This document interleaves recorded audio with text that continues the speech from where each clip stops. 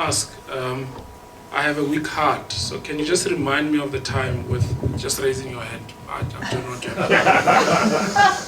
Also, I'll be gentle, I promise. Yeah, I just don't want to fall here and die because of the way you notify the speakers. I can imagine how you just end up losing it because of how you're doing it. But I'm the last speaker anyway, so just 1 minute you raise your hand, I'll get there.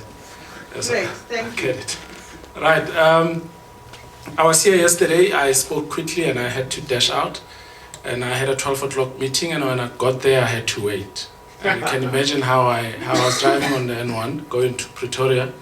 I'm actually here on behalf of Professor Bruce Watson, who's currently in Poland. So we had written we have a paper that we wrote for a knowledge management conference, which is also taking place in Poland now. But because I didn't have money for the ticket, obviously, that's why I'm here. So probably use some research fund from somewhere. So I'm myself, Professor Watson and Andre Zaiman are co-founders of the Institute for Defense, Security and Intelligence. I am an ex-military officer. I sometimes meet some of them. Andre is also in the intelligence space, and Professor Watson is again in the cybersecurity and security space from Stellenbosch University. But I'm also privately involved in a company called Avumatech, which would deal with awareness and policies and architecture, softer things, not things that he's dealing with. But anyway, I would have said this yesterday. Now,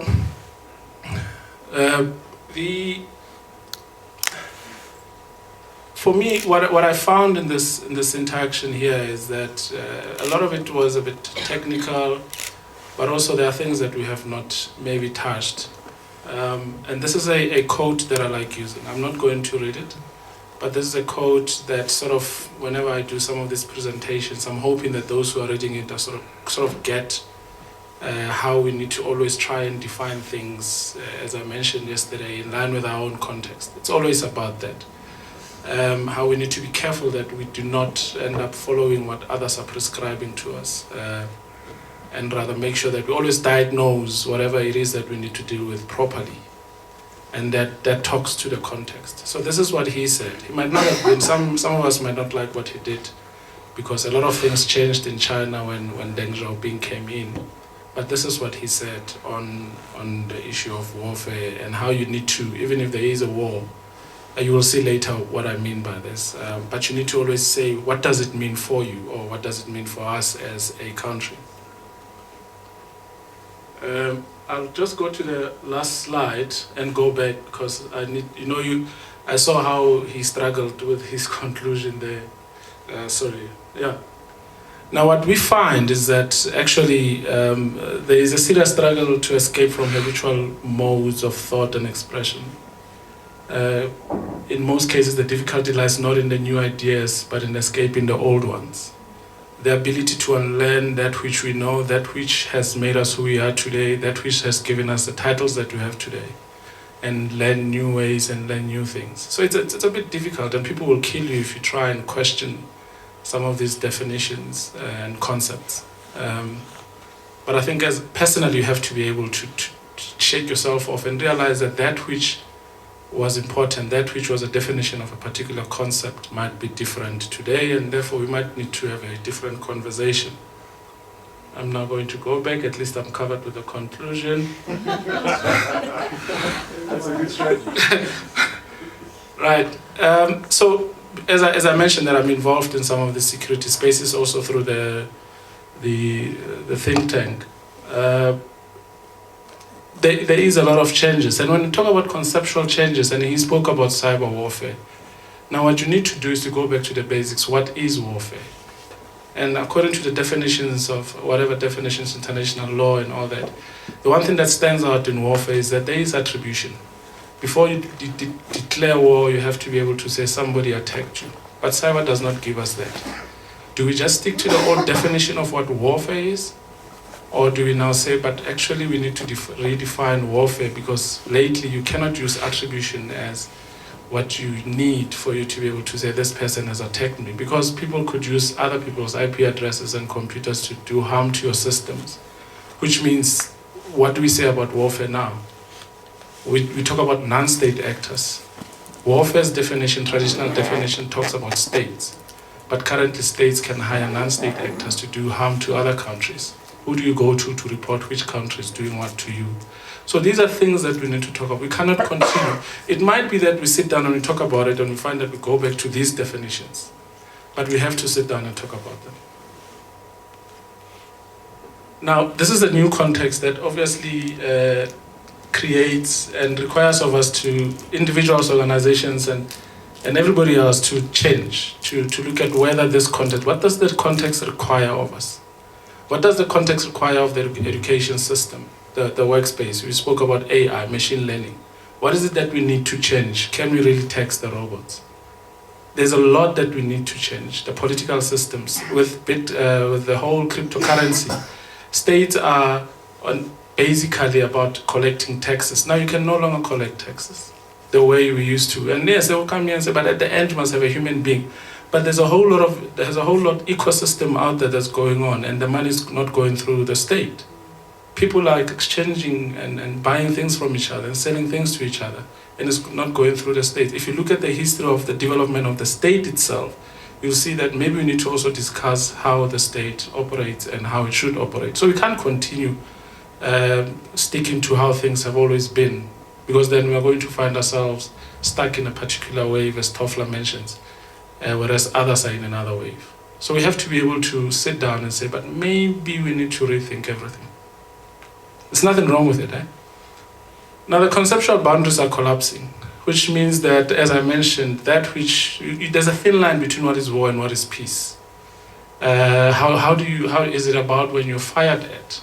Sometimes you don't even know that someone is fighting with you because you don't have the capabilities to detect that people are in your system, and people are taking that which they would normally do physically, but they're taking it through the networks.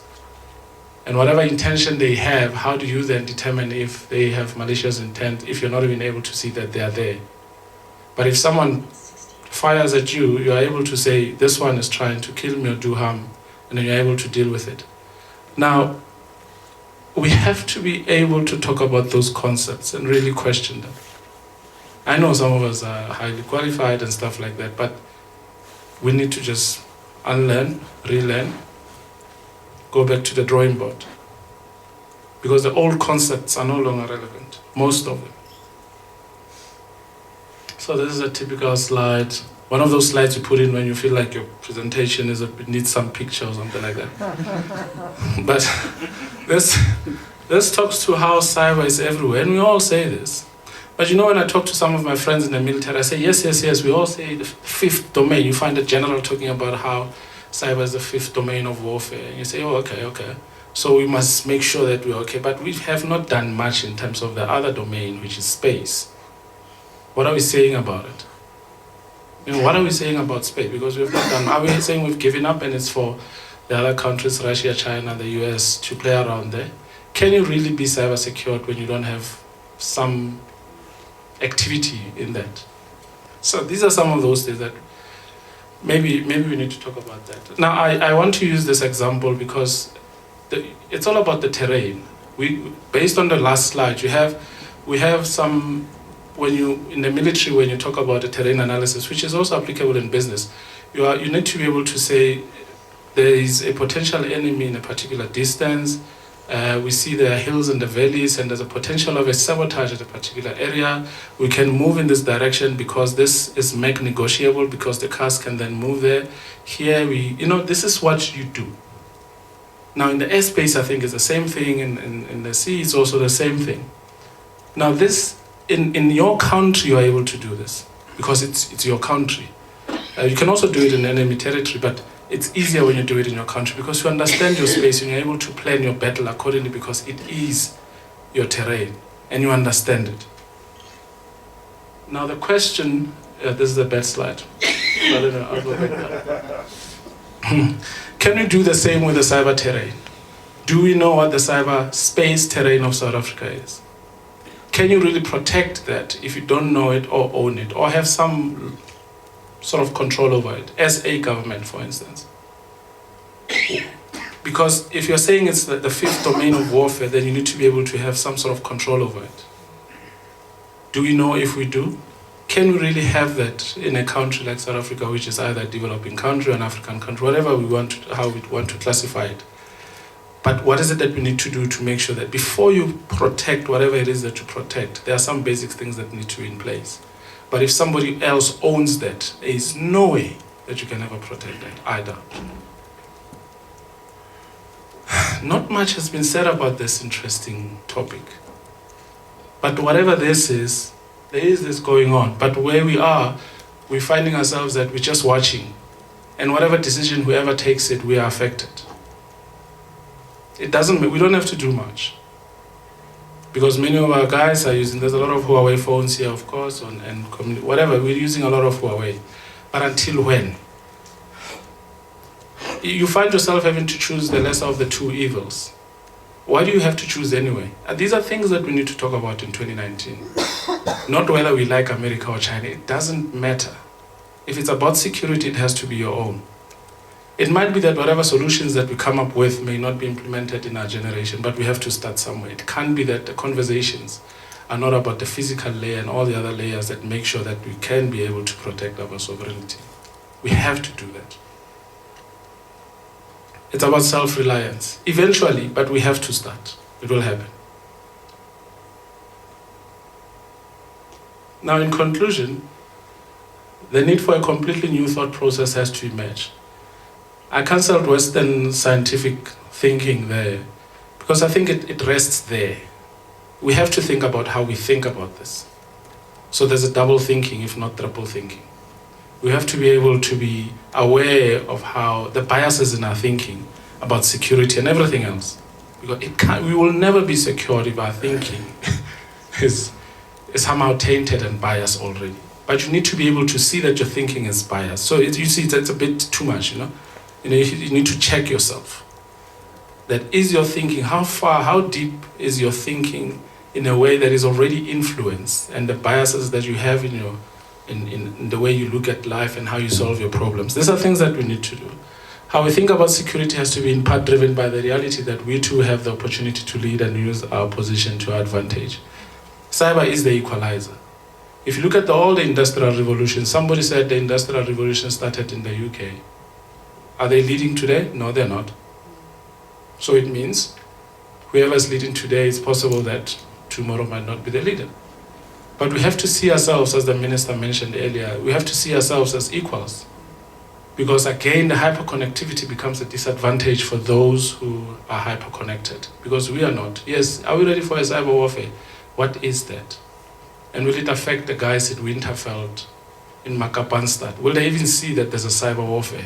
But there are countries that when you switch off Facebook for 1 day or an hour, the whole country collapses, but not in South Africa for now. This is what we need to consider. We have an opportunity to also sit at the table and take part, as she mentioned earlier, that we need to take part. I'm back at that slide. Anyway, so mine is to say that there's a dominant logic in terms of the things that we talk about. But do they really make us safer? What will it take for our country to be safe? And actually, as South Africa, for the continent to be safe?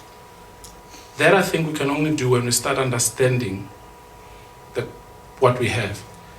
And currently what we're having is that most, if not all, the technology in this country is foreign. You can never be safe. Never. That's it. Yes, someone will say we don't have skills. Show me that we have people. We have the power that we have is in that we have young people. Those stats that you have of unemployment means that you have people that you can train to be the people that build these things. That's it. Let's just go to the township, to the rural areas and train them. We have the people and that's all it takes. And many of us here can drive into those townships on Saturdays and train them. Let's do it. If we want to be safe, I think that's all we need. It's not up to someone giving monies and all that, but it's all up to us, I think. I'm doing it sometimes when I'm no hangover, but I try to. Prof, thank you very much. Thank you. Thank you. So thank you very much. Don't sit down. You can grab a seat.